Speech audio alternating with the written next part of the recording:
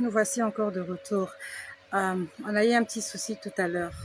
Donc, j'étais en train de dire, donc c'était dimanche dernier, donc demain, ça va faire une semaine. J'ai commencé le partage tout à l'heure. J'étais en train de vous dire, je voyais ce grand boulevard et au départ, tout le monde était sur le grand boulevard et après, ces gens-là se divisaient. D'autres allaient à gauche, d'autres allaient à droite. Et j'ai vu une personne qui avait l'apparence d'un porc, qui était sur le boulevard de droite. Et on l'a appelé par la main. On appelait vraiment les gens, en fait, on les appelait calmement. Vraiment, on appelait calmement les gens. La personne qui était chargée d'appeler les gens, vraiment, parlait calmement. Elle disait aux gens, venez de ce côté, venez de ce côté. Mais les gens n'étaient pas intéressés. Les gens ne jetaient même pas un coup d'œil. Les gens n'étaient pas intéressés à aller dans l'autre rangée. Donc, je vois ce cochon-là, ce porc. Je vois ce porc-là sortir du rang de droite, aller sur le rang de gauche. Et dès qu'il arrive sur le rang de gauche, il change d'apparence. Il devient un être humain. Donc, je vois quelqu'un avec une tête, vraiment, avec des pieds, avec des mains, une personne qui avait l'apparence humaine. Et sur la rangée de gauche, tout à l'heure, j'étais un peu rapide. Sur la rangée de gauche, les gens étaient habillés en tenue claire. C'était plus visible. C'était plus clair. C'était plus convivial. Les gens n'étaient pas serrés. Il n'y avait pas de bousculade. Il n'y avait pas d'engueulade. Mais sur la rangée de droite, vous voyez les silhouettes des gens, mais les silhouettes étaient sombres. C'était des silhouettes sombres. Mais sur la rangée de gauche, on distinguait bien les gens. On distinguait bien les visages des gens. Et quand les gens s'engageaient sur cette voie-là, tout à l'heure j'étais un peu rapide, j'étais allée un peu vite. Quand les gens se dirigeaient sur cette voie-là, ils étaient pris en charge par d'autres personnes. Et ces personnes-là n'étaient pas des êtres humains, c'était comme des anges. Donc lorsqu'ils empruntaient la voie, lorsqu'ils arrivaient plus loin, j'apercevais à distance comment on était en train de prendre soin de chaque personne. On prenait soin de... Donc il y avait un ange préparé pour recevoir et s'occuper de chaque personne qui empruntait la voie de gauche. C'était vraiment agréable à voir cette image-là. Mais de l'autre côté, en fait, c'était comme le tohu-bohu. C'était comme une voie sans fin. Et vous sentez que de ce côté-là, vraiment les choses n'allaient pas bien se passer. Puis après, je vous ai dit, je vois comme un grand stade. Un endroit très grand. Et dans cet endroit, je vois une espèce, on dit une espèce ou une espèce, bref. Je vois un grand carré noir. Un gigantesque carré noir qui avait été mis au centre de cet endroit. Et je vois des gens tout autour en train de contourner cet endroit-là. Ils étaient en train de contourner cet endroit. Et quand j'ai vu cette vision, c'était dimanche dernier, j'ai déjà vu cette image à la télé. J'ai déjà vu cette image sur les réseaux sociaux. C'est un endroit où les gens vont en pèlerinage chaque année. Les gens sont habillés en blanc. Ils sont nombreux. Ils sont très nombreux. Et quand je vois cette image, je ne comprends pas pourquoi je vois cela. À la limite, j'étais un peu choquée. Je me suis dit, mais pourquoi je vois l'image de cet endroit? J'ai jamais été... En fait, je me pose la question, j'étais curieuse. J'étais curieuse de savoir pourquoi j'avais cette vision-là. Je vois à la gauche de ce carré noir-là. Quand je dis à la gauche, ça veut dire que moi qui voyais la scène en face, je vois la personne apparaître à droite. La personne est apparue à droite de moi. C'était une personne gigantesque. La personne là était même plus grande que le carré noir là. Était beaucoup plus grande que le carré noir. Je ne voyais pas la personne en entier. L'image de cette personne était suspendue dans les airs. Je voyais cette personne juste au niveau de son buste. Donc, je ne voyais pas ses pieds. C'est comme si on a coupé la personne jusqu'au niveau du buste. Donc, je voyais la personne de la tête jusqu'au niveau du buste. C'était l'image d'un homme. Et cet homme-là était en train de regarder ce carré noir. Quand il a regardé ce carré noir-là, j'ai vu l'éclair. J'ai vu un éclair qui a quitté l'homme qui regardait le carré noir. Ça a quitté cet homme-là, c'est tombé sur le carré noir.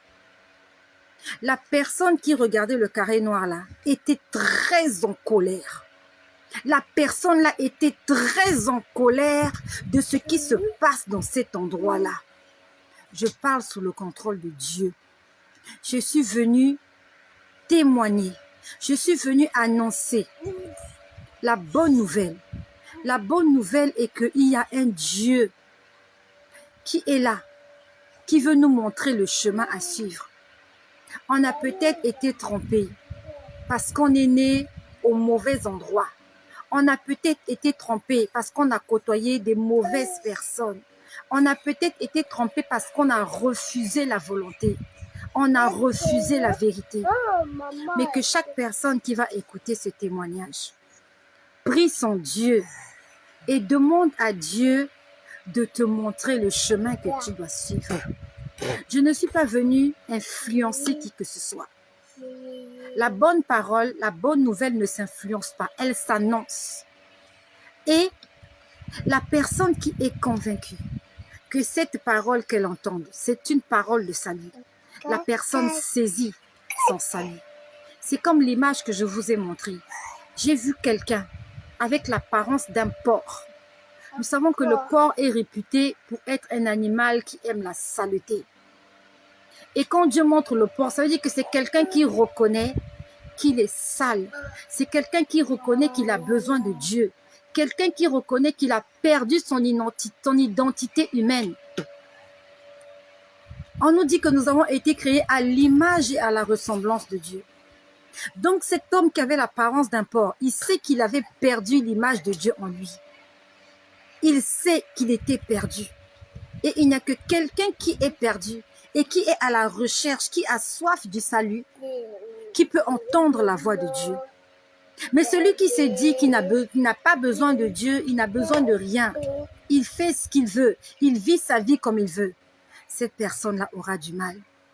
La Bible nous dit, vous me chercherez et vous me trouverez si vous me cherchez de tout votre cœur. Malheureusement, de cette grande foule qui empruntait cette voie de droite, il n'y a eu que ce porc-là qui a répondu à l'appel. Il y avait un ange qui appelait les gens. Du moins, ça ressemblait à un ange. Il était grand, il était habillé en blanc. Et il appelait les gens par la main comme ça. Il leur disait, venez, venez par ici, venez par ici. Et peut-être qu'aujourd'hui, tu es en train d'entendre la voix de Dieu. Tu es interpellé, Dieu est en train de t'appeler, mais tu es en train d'endurcir ton cœur. Tu veux continuer sur ce chemin de perdition, sur ce chemin où tu sais que ça ne t'amènera nulle part. La Bible nous dit qu'aujourd'hui, si vous entendez sa voix, n'endurcissez pas votre cœur. C'est peut-être la dernière fois que tu entends cet avertissement. C'est peut-être le dernier appel. Aujourd'hui, 17 février, beaucoup de gens vont mourir. Je ne sais pas quelle heure il est chez toi, mais beaucoup de gens sont déjà morts depuis ce matin. Depuis le début de l'année, beaucoup de gens sont morts, des millions de gens sont morts. Et personne n'est exclu, personne tranquille. Personne n'est éternel sur cette terre. C'est vrai qu'on n'aime pas entendre parler de la mort. Mais la mort peut survenir à n'importe quel moment, à n'importe quel endroit. Elle ne choisit pas. La mort ne choisit pas. De l'autre côté, il y a un créateur que nous allons rencontrer et nous allons lui rendre compte de ce que nous avons fait. Donc, je reviens à mon témoignage. La personne là était tellement en colère contre ce carré noir-là. J'ai vu un éclair frapper le carré noir. Et c'est comme si je pouvais entendre la voix de cette personne. Je pouvais entendre ce qui sortait de son cœur. La personne était en colère contre ce carré noir et il disait, je ne suis pas dans ce carré-là. Il disait, je ne suis pas dans cet endroit. Je ne peux pas être dans cet endroit. Je ne peux pas être dans un endroit fait par des hommes. Je ne peux pas être fait dans un endroit fabriqué avec des outils des hommes. Et en fait, il était en train de dire, je ne suis pas là. Je suis trop grand pour être dans cet endroit. Dieu est en colère. Pas seulement contre ce carré noir-là. Dieu est en colère contre toutes les idoles que nous nous sommes faites. Dieu est en colère contre tous les lieux de culte où nous disons que Dieu est là. Dieu, il est omnipotent. Dieu, il est omniprésent. Dieu est omniscient. Dieu est partout. On n'a pas besoin d'aller à un endroit spécifique pour rencontrer Dieu. Tu es dans ta chambre, tu pries, Dieu va t'écouter. Tu es alité à l'hôpital, tu es dans ta voiture, tu es dans ton lieu de service. Où que tu sois, si tu invoques le nom de Dieu, Dieu t'écoute, il est tout puissant. Et il écoute la voix de chaque personne sur cette terre. Le Seigneur est en train de nous interpeller. Dieu est en train de nous interpeller. Le Seigneur m'a montré quelqu'un. Merci Seigneur. Tu es commerçante. Tu es commerçante. C'est quelqu'un qui fait le commerce. Tu as des figurines. Je vois des chapelets. Je vois des chapelets. Je vois des images. Je vois des choses. Et tu as mis ta confiance en ces choses-là. Tu as mis ta confiance en ces choses-là. Et tu en as beaucoup. Beaucoup de chapelets, beaucoup de photos, beaucoup de petites choses. Dieu n'est pas là. Dieu n'est pas là. Tes affaires ne vont pas marcher. Tes entreprises ne marcheront pas. Ces choses-là attirent la colère de Dieu dans ta vie et dans ce que tu es en train d'entreprendre. Tu es appelé à être quelqu'un de grand dans le commerce. Je suis en train de parler à quelqu'un qui fait du commerce. Tu fais du commerce. Tu as été appelé à être quelqu'un qui va percer dans le commerce, à ouvrir des boutiques, vendre des choses. Mais tu t'es entouré de beaucoup d'idoles. Des chapelets, des livres de prière, des parfums, des encens. Tu en as beaucoup. Tu en as beaucoup. J'ai l'impression que tu as même fait le tour du monde entier pour avoir tout ce que tu as là. Le Seigneur est en train de parler à une personne.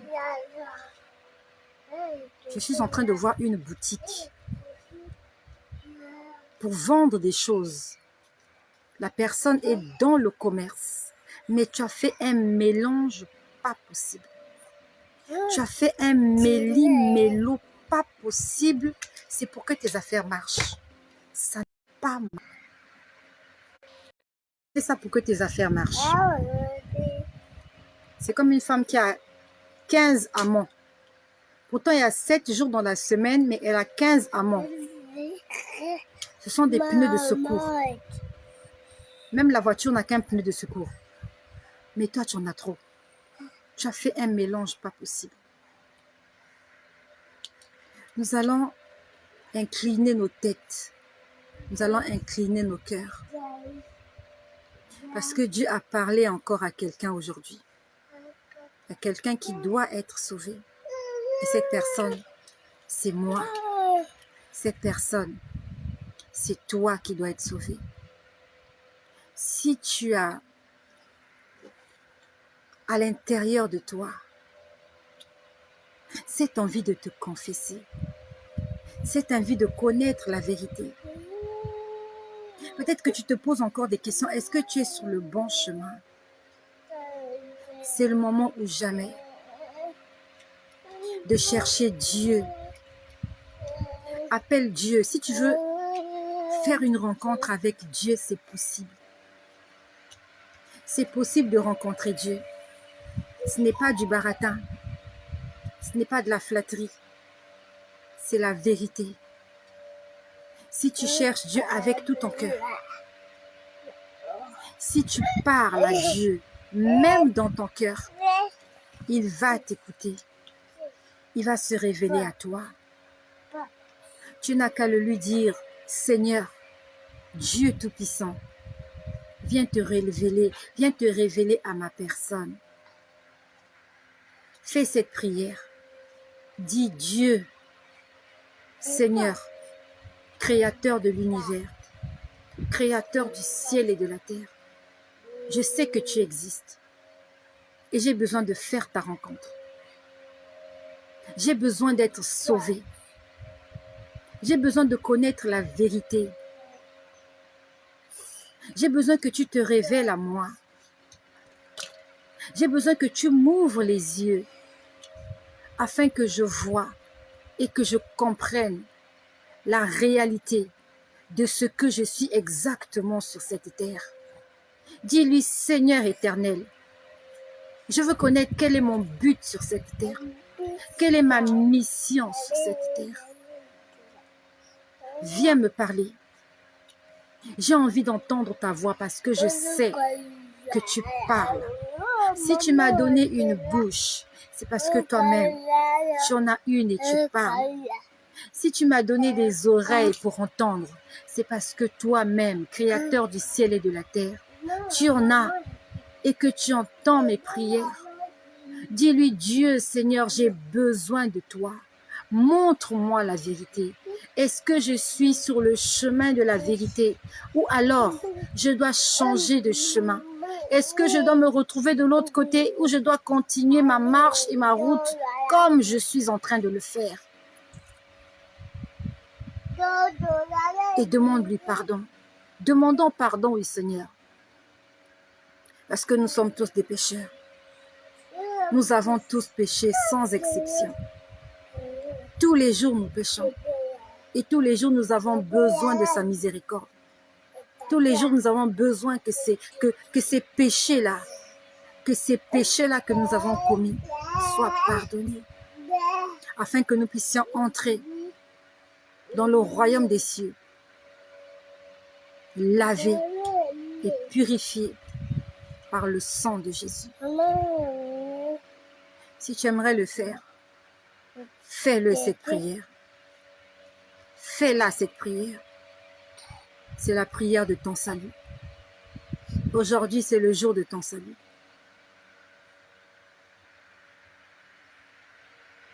Parmi cette multitude de personnes que je voyais marcher, il n'y a qu'une seule personne qui a répondu à l'appel. Une seule personne. Et cette personne-là, je sais que c'est toi. Toi qui as soif de Dieu. Toi qui reconnais que tu as perdu ton identité humaine. Toi qui reconnais que tu es sale. Toi qui reconnais que sans Dieu, tu ne peux rien faire. Pendant que d'autres croient pouvoir s'en sortir sans Dieu. Toi, tu sais que sans Dieu, tu n'es rien.